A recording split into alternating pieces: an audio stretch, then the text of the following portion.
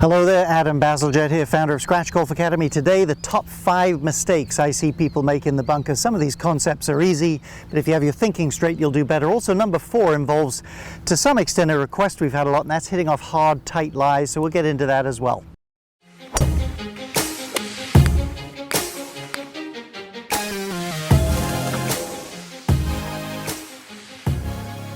If you're new to the channel, would love it if you'd subscribe. We have a lot of nice content here, I think, and hit the bell there as well. You'll be notified every time a brand new piece of content's coming your way. Thanks.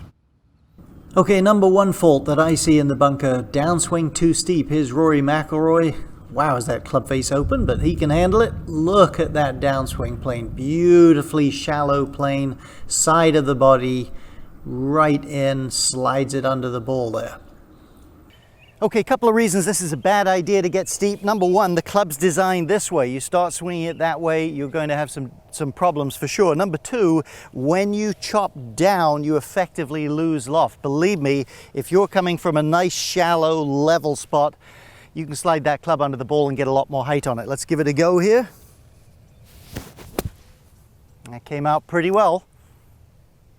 Okay, there's gifted player Louis Oosthuizen, and before we get into fault number 2, let me just quickly say, next time you're at the App Store, if you type in Scratch Golf Academy, you'll see our free app there, putting tempo trainer, full swing tempo trainer, warm-ups, green reading app, all sorts of fun stuff you'll enjoy taking to the course. Hope you'll check that out, Scratch Golf Academy app. Okay, fault number 2, let's look at where the ball is. Let's get him a little closer to impact.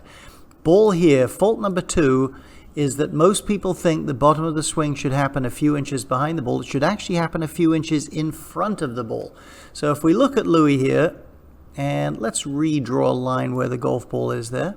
Let's look at the divot. I'll estimate it as about there to there probably. Always remember, middle of the divot is true bottom of the golf swing. And as you can see clearly, the middle of the divot is well past the ball here.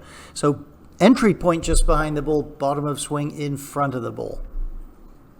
Okay, number 3 on my list. When golfers open this club face a lot, and that's fine, we'll qualify that in just a moment here, but when they do that, they feel it necessary to aim way off to the left for the right-handed golfer.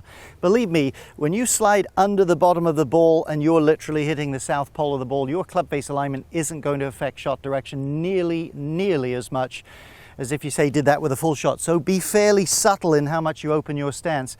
Let me just throw this in there as well. If you're a golfer, maybe seniors, some ladies or whatnot, you rarely take much of a divot when you hit a good shot, say out in the fairway.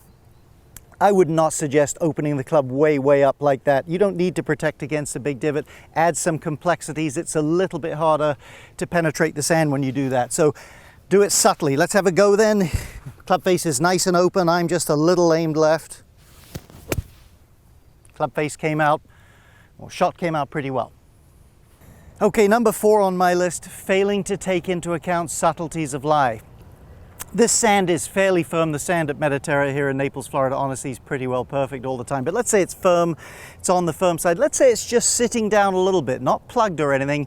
What I don't recommend is chopping down steeply.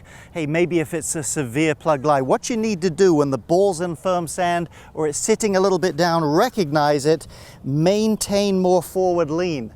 You can apply pressure to the sand more when the shaft is there than when the shaft is there. Probably have a little bit lower finish or whatnot. Let's try one. That's it. Kept it down in there. Was able to apply pressure to the sand, get the divot deep enough. I hope you'll check out the link below this video. Free 3-part video series on short game secrets. Free to you. I know it'll be helpful. Go down there and check it out if you would when the video's over. So let's look at number 5 here, and that is, let's take a shot and we'll talk about it. That is failing to swing to the target. Swinging too much at the entry point, the sand, the ball. Hey, by all means, if you're practicing, stripe off a little line by the ball so you can come back and check it.